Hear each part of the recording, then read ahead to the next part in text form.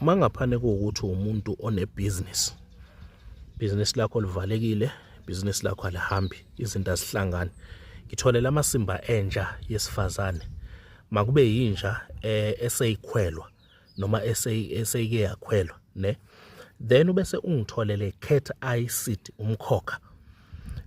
Umkhokha at least kube yinto engangekhaphu. And then ubese uyawugqula umkhokha ube impuphu. Nawo lamasimba uzowathatha uwagaye kube impuphu kuhlanganise nomkhokha. And then emveni kwaloko ubese uyongitholela impande zelentuzana zosundu, impande zosundu, usundu. Uzigaye kube impuphu uhlanganise yonke lento le.